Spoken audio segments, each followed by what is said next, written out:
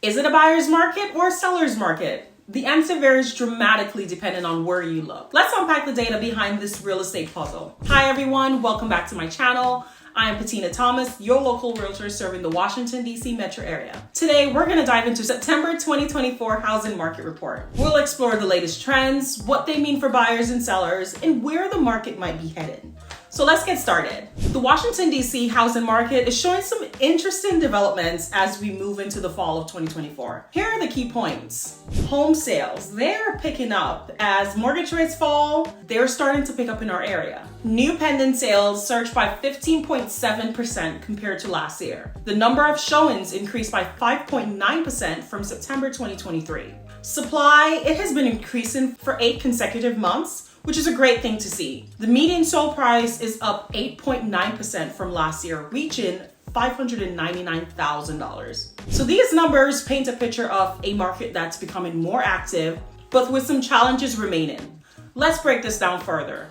One of the biggest factors influencing the market right now is the decline in mortgage rates. Although we're seeing an uptick in mortgage rates lately, it is still significantly low compared to where we were at the beginning of this year. As you can see, rates have been trending downward since their peak in October 2023. So this decline is encouraging both buyers and sellers to enter the market. Lower rates mean more affordable monthly payments for buyers, which can offset some of the effects of high home prices. For sellers, this means a potentially larger pool of qualified buyers, which could lead to faster sales and perhaps even multiple offers on desirable properties. Now let's talk about supply. The number of active listings in September 2024 was up 18.9% compared to last year. This increase in inventory, it's a positive sign for buyers who have more options to choose from. It's also contributing to a more balanced market. The months of supply, which is how long it would take to sell all current listings at the current sale pace,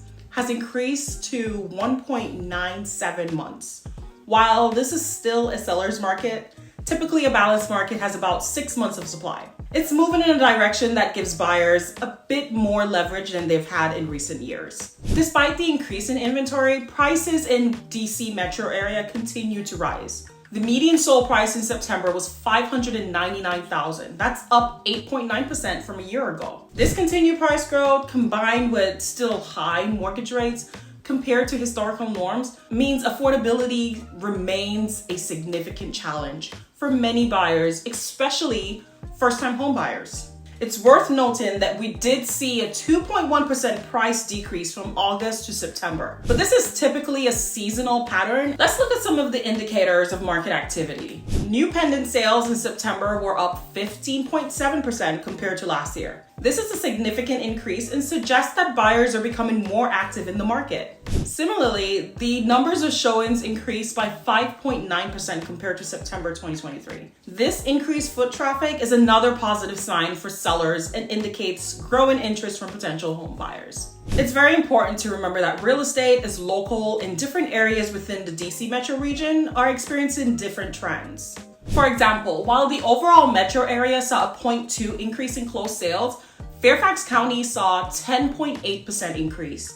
Arlington County experienced a 16.4% decrease. Prince George's County had an 8.8% increase. Now let's dive deeper into such a stark difference where different areas are experiencing different trends. We'll focus on Washington, D.C. and Montgomery County, Maryland to illustrate these variations. Let's start with D.C. proper.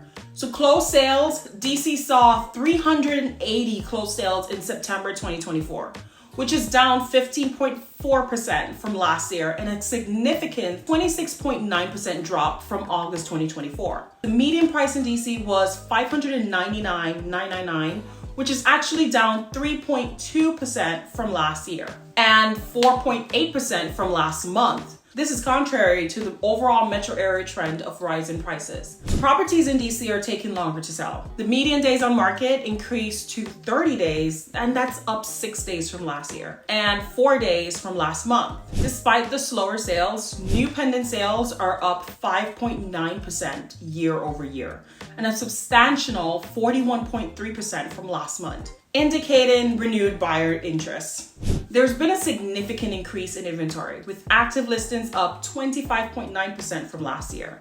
DC has 5 months of supply, and that's up from 3.5 months last year. This suggests a market that's moving towards balance, though still favoring sellers. These numbers paint a picture of a market that's cooling somewhat in terms of prices and speed of sale, but with the signs of increasing activity. Now let's look at Montgomery County. The county had 682 closed sales in September. That's down 9.9% from last year and 21% from August. Unlike DC, Montgomery County saw prices rise.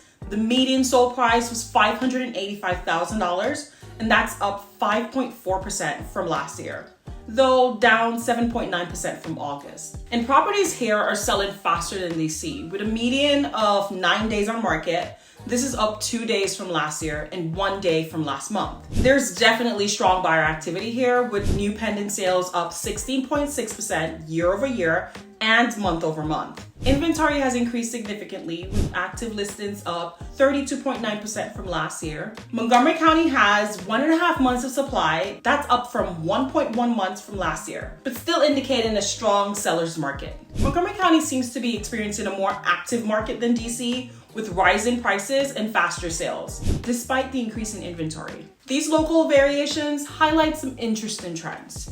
So while the overall metro area and Montgomery County are seeing price increases, DC proper is experiencing a slight price decline. This could make DC more attractive to buyers who've been priced out in recent years.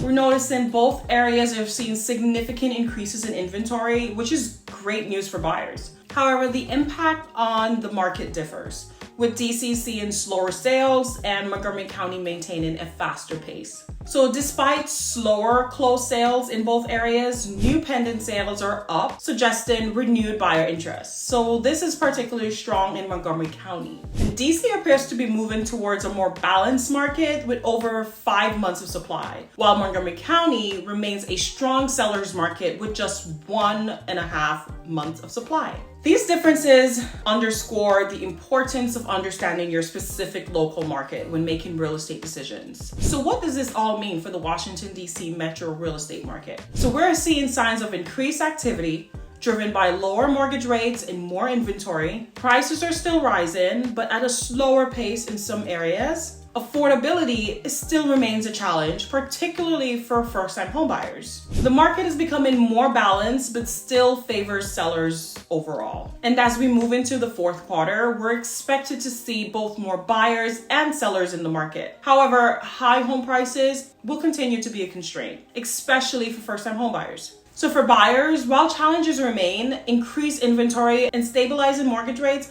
it may present an opportunity. For sellers, while the market still favors you, pricing strategically will be key, as buyers have more options now. And as always, whether you're looking to buy or sell, it's crucial to work with a local real estate professional who can guide you through these complex market conditions. I want to hear from you. Comment below your thoughts below about the market, and be sure to check out my previous video on the effect the Fed rate cut made on buyers. See you next time.